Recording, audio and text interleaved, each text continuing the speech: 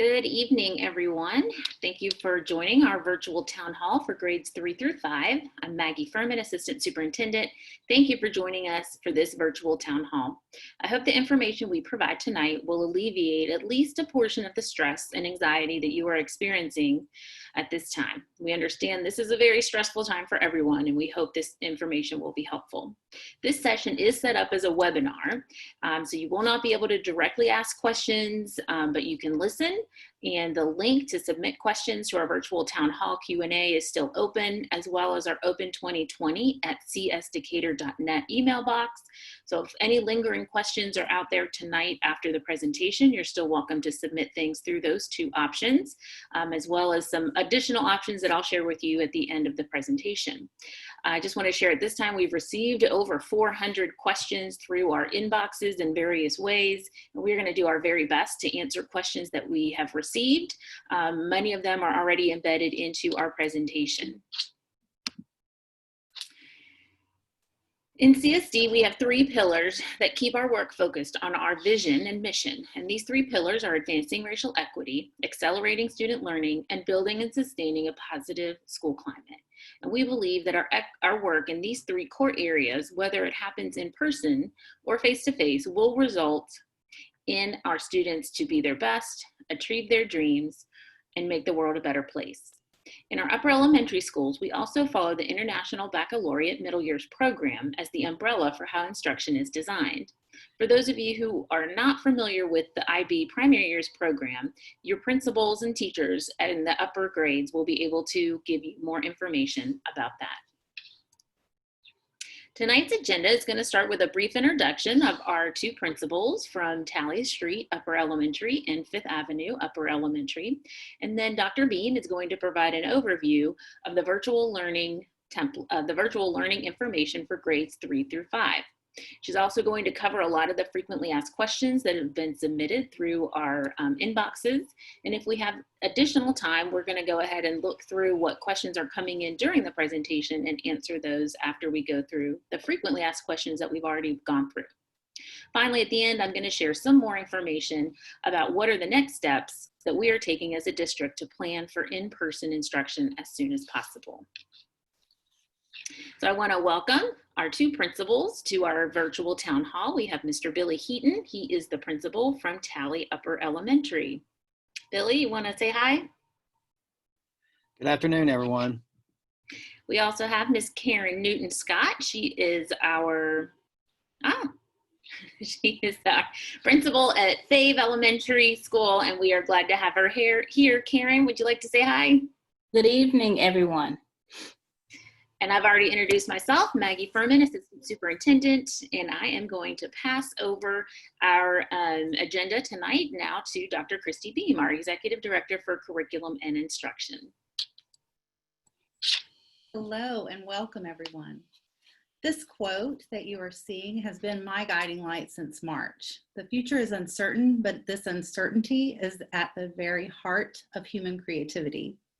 So like most everyone here, virtual learning is not where I would have chosen to be, but it is a health and safety issue. And so I have to remind myself pretty much daily to not focus on the loss that it brings, but that I can focus on the opportunities that it brings to look at schools in a fresh lens.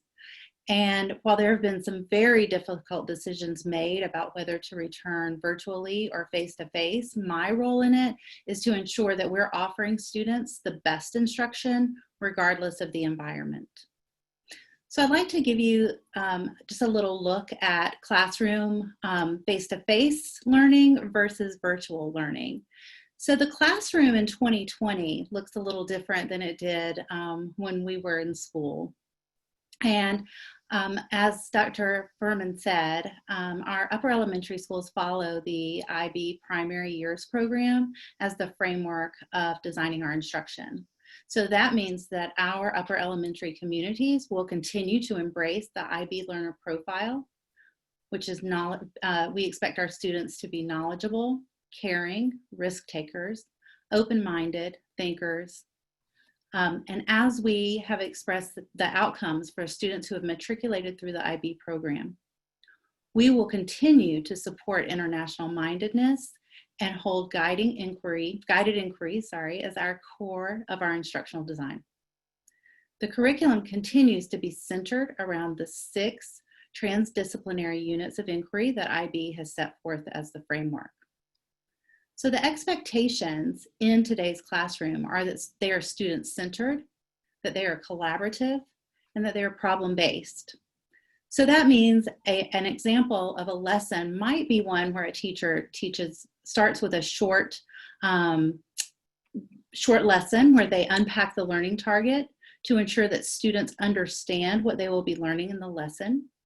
The direct instruction by the teacher may last about 15 minutes.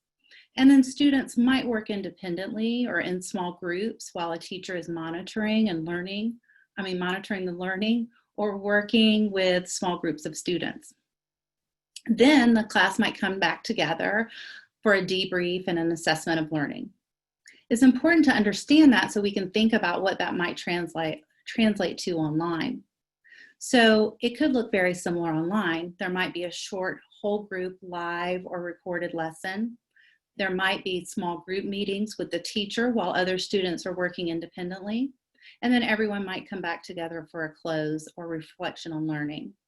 Obviously, there are many, many types of lesson structures, but this is just one example of what it might look like.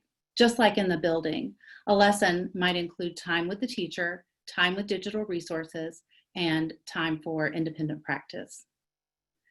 So it's important that we understand the definitions so that we're all speaking the same language, so to speak.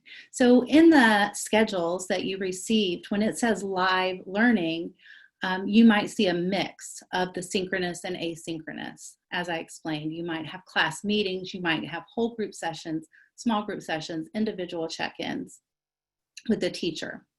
When we talk about synchronous, that's like right now, I'm speaking to you live. And so there is live interaction between the teachers and the students. Asynchronous means it was a recorded lesson or prepared in advance through a digital platform. And the obvious benefit of that is that it can be done at any time. And then we have started a district-wide initiative this year due to the importance of acknowledging the collective trauma that we're dealing with, the importance of social emotional learning. We will be having Wellness Wednesday, where we are focused on the social emotional learning of our students. So let's start with, where did this instructional plan for virtual learning come from, including the schedules? Well, we had a team working this summer to dig into the surveys that were conducted with the K-12 parents, the teachers, and the secondary students in May. We gathered a ton of data from these surveys, but here's a small snippet of some of the most important trends from the parent surveys. The highlighted items were common feedback by all 3 groups. So all 3 groups noted that they would like a more typical schedule, that delivery of instruction needed to be simplified and centralized, and that the most effective form of instruction was small group instruction. So the next thing we did was we read through massive amounts of research. We read educational journals, we looked at functioning virtual schools, we watched webinars, we reviewed work from other districts. We had Dr. Banks, our equity coordinator, train the team on utilizing the racial equity tool for decision making to ensure that our work was viewed through a racial equity lens.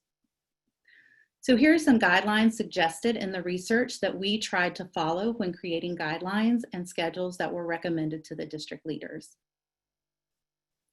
So we wanted to be sure that our students had regular and consistent opportunities for check-in with the so staff and students had regular check-ins throughout the day, that there were regular opportunities for live instruction by the teacher, that there was physical activity built in, intervention supports and related services were still provided, that we had a focus on student mental health and behavioral services, and that we ensured that our families had the technology that they needed. So we've had some questions about the schedules, and so let's start there. So the 3-5 schedules follow the Department of Education guidelines stating that students should receive 4 hours of instruction daily, in addition to best practices such as such as delivering shorter lessons and providing more frequent breaks. So one of the biggest concerns we have received is the lack of consistency in lunch times, and our wonderful principals heard your concerns, and they have adjusted the 4th and 5th grade times so that now lunch begins at 11:45. And that means that across the district, there's at least a 45-minute window every day where there's a common lunchtime. It's also important to note in our schedules that different from the spring, in the spring, schools were given waivers. So there were no attendance requirements, there were no grading requirements, there were no testing requirements back in the spring. At that point, some schools actually chose to close. CSD, we continue to provide virtual instruction for our students, but closing was an option for some districts. That's not the case now. In Georgia, school for children ages 6 to 16 is compulsory, and currently there are no waivers granted. We did get some questions about parents that might choose to withdraw and homeschool their students. That is always an option for parents. I hope it is not one that you will choose. We value your children being here with us, so I hope not. However, if that is a choice that you make, you would need to register your intent to homeschool with the state of Georgia on the DOE website. You would choose your homeschool curriculum. City Schools of Decatur follows the Georgia Standards of Excellence, and then there's documentation that you would be required to complete. But we don't want to think about that because we want your children here with us. And some other questions we received had to do with attendance, and is attendance required and how will it be taken? Attendance is required. There are no attendance waivers at the moment, but we do have flexibility about what attendance looks like. So it does not mean that your child has to be present at every live session. All live sessions will be recorded and students can watch them at another time.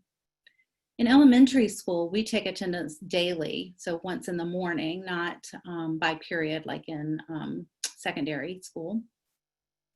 So while we are virtual, being present means that your student has attended a live session, has completed daily work, or as the Department of Education says, we've had some type of interaction with the teacher during that day.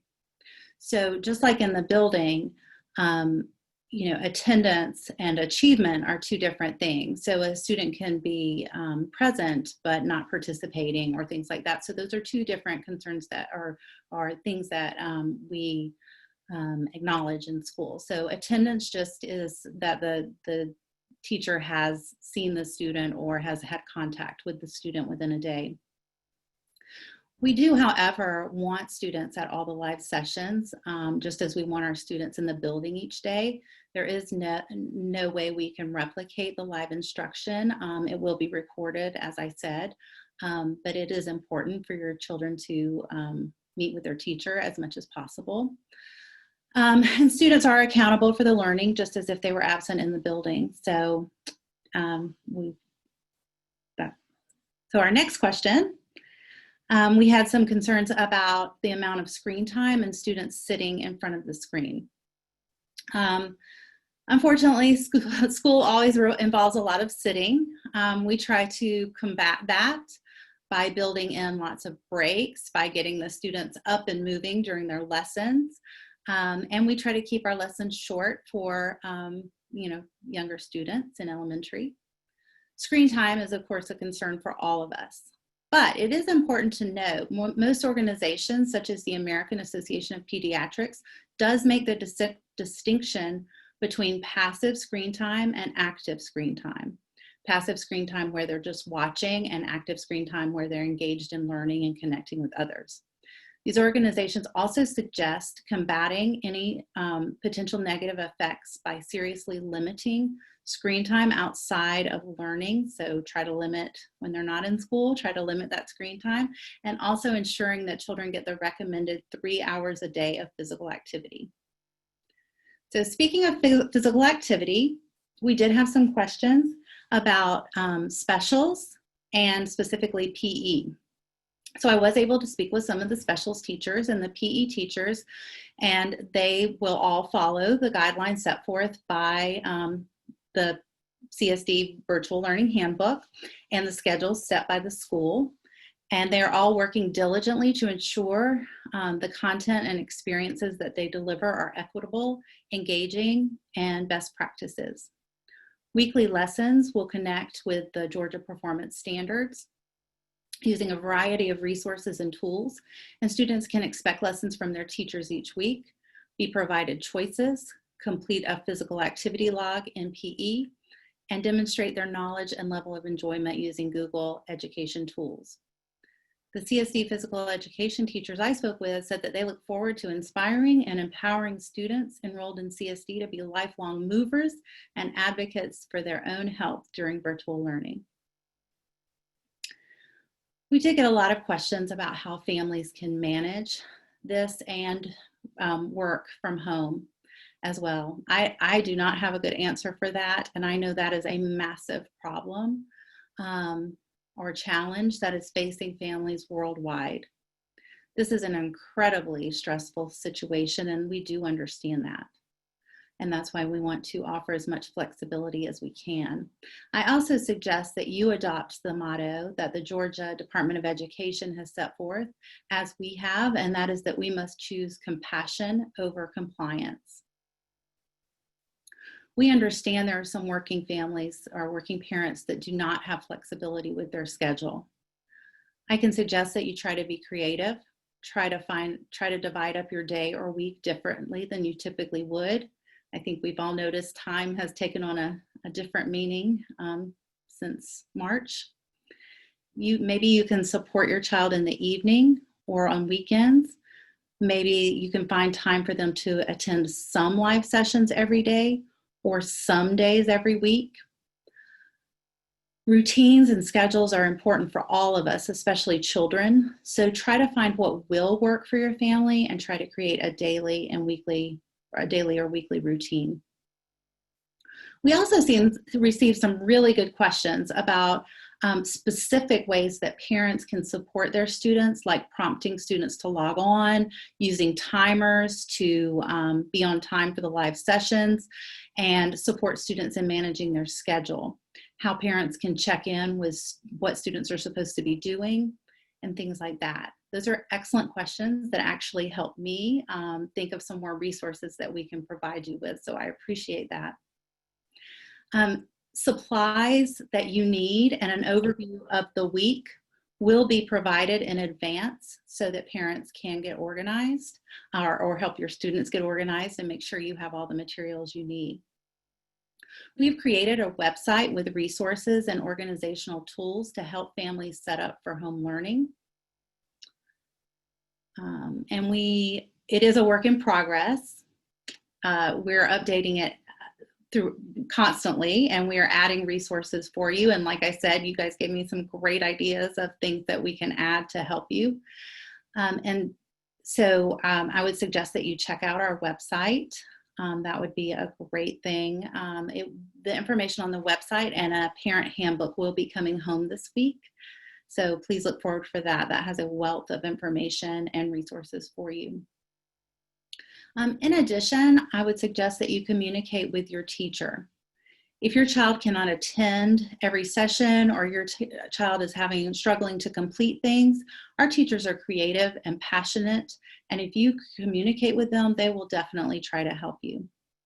And finally, to support our families, we are partnering with the Decatur Education Foundation to match families with centers that can provide personal supervision.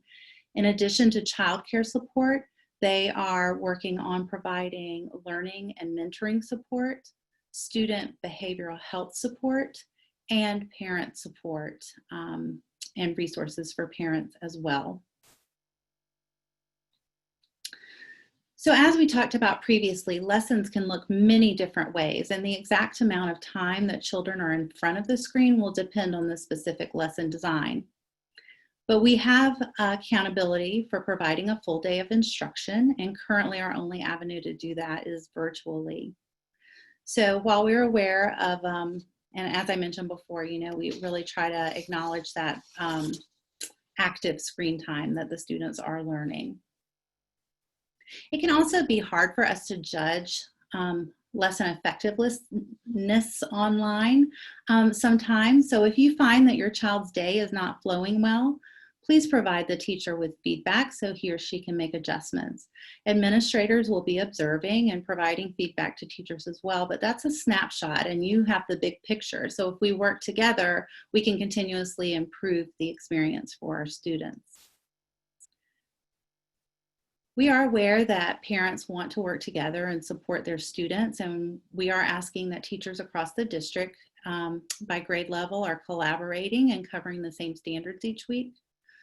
But regardless of the amount of involvement of the teachers and the planning of the teachers will still be virtual. And so students will need some support and supervision as we've discussed. Routines and procedures and doing the same things each day will help your child become more independent. So allowing children to do it themselves, helping them set up a work area and those routines and those schedules and things like that will be very helpful. And even in the beginning, if you see it's taking them 20 minutes to log on, although our 3rd through 5th graders are pretty savvy, let them do it themselves, because that independence will create that gradual release, and then it will require you to be less involved. We did get some questions about the intervention blocks each day. And intervention is just a time, intervention block is a time where some students receive services, such as links, EIP, and special education support. Other students are practicing skills at this time. It's just a time where no new content is taught in the day. Our intervention teachers work with students in the classroom, they pull students out of the classroom to work in small groups, and they collaborate with homeroom teachers to provide support.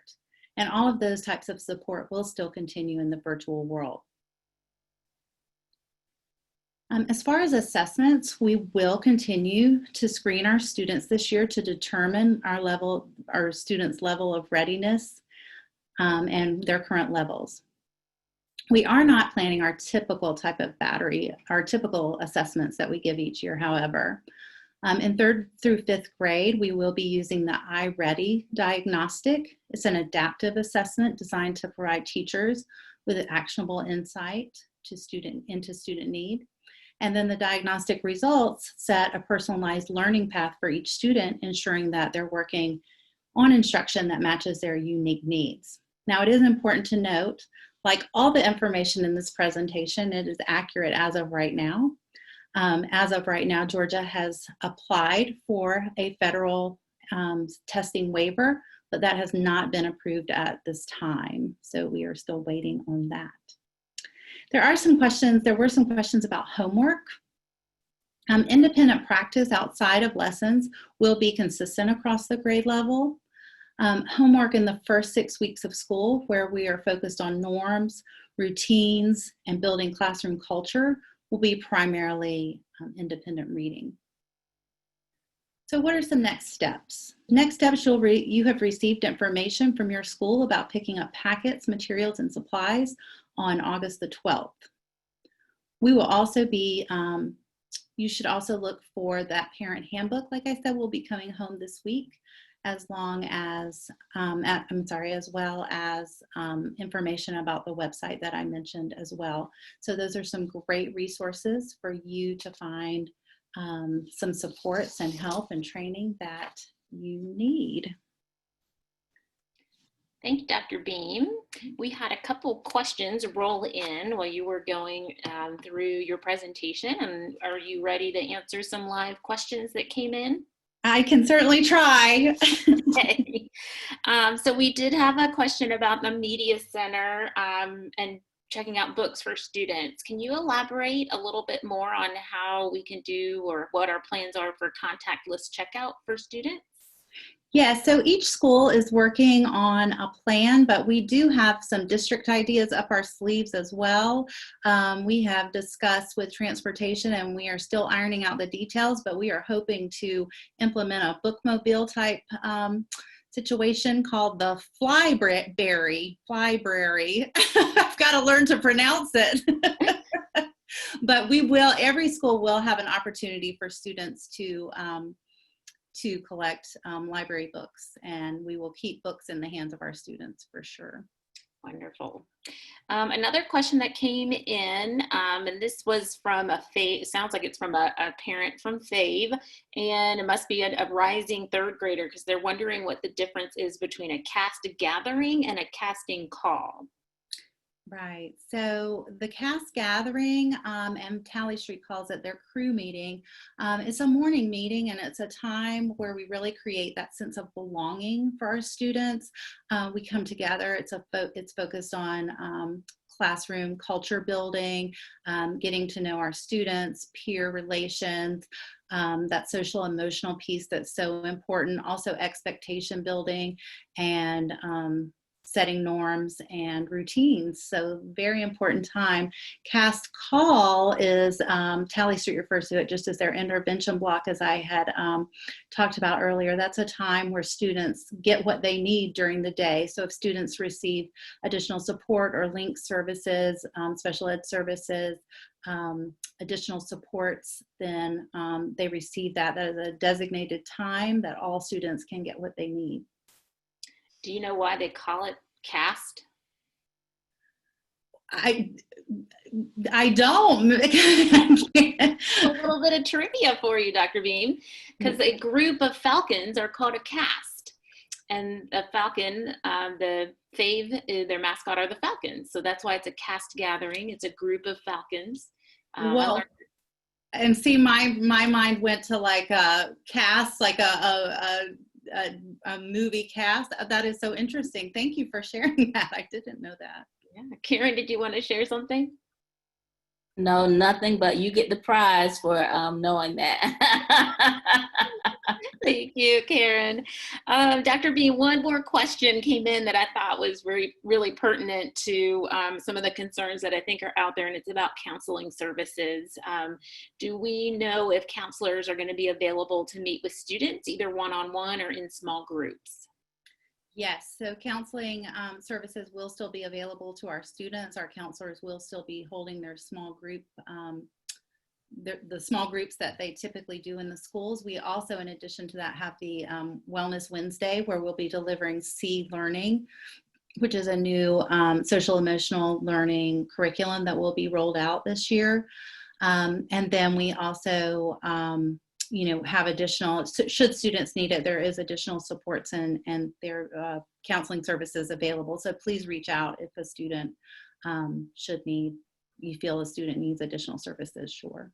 Okay, thank you, Dr. Beam. I think those were the three big ones that came in while you were sharing information.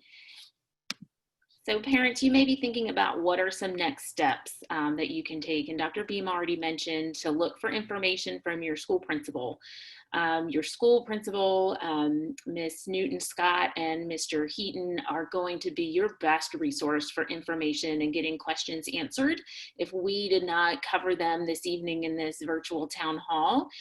Also tomorrow we will be releasing who the teachers are for our students. So they are also another great resource to help you understand what's happening in the classroom, answer specific questions that you have. Dr. Beam mentioned our teachers are very passionate about supporting our students, and I can attest to that. Every time I interact with our teachers, they are 100% engaged in making sure this is successful for the students. Local school teams are going to be formed as well, and next week you'll get more information about how you can sign up to join a local school COVID mitigation team. And that team will be supporting our principals as they plan for the next stage and phase of reopening our schools. And that'll be an integral part of how we can get our students back in the building and what steps need to be taken to ensure that we are making sure our students are safe and healthy, as well as our staff. And then the last thing that I think would help just amazingly and just be an amazing support for everyone is that we all do everything that we can to mitigate the spread of the coronavirus COVID-19 in our own communities and model that for our students. It's going to be very important that we try the best that we can to get these transmission rates down to an acceptable level so that we can get our students back in our buildings. And that is 100% our desire and what we want to accomplish with your help. So parents, I had one more thing I wanted to share with parents. I know that we put in the virtual readiness survey information about school nutrition, and some people responded that they were not going to have school nutrition or take part in that, but we encourage all families to try to participate in our school nutrition services. That definitely is a need for many of our students, and school nutrition, unlike some of our other departments, is dependent upon how many students participate in that program. So if you are thinking about it, jump in, buy a school lunch, buy school breakfast. I can tell you it is much better than the school cafeteria food that I grew up with. So I would definitely be partaking in this if I had a child in CSD as well. Parents and any staff members and also our panelists, I want to thank you for being on this virtual town hall tonight. I can imagine how stressed everyone is and a lot of anxiety, and I hope this helped alleviate some of that, even if it was just a fraction.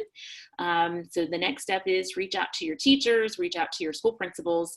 They are your next level of resource to help support any questions or answer any questions that you've had. I want to thank everyone again and have a great evening.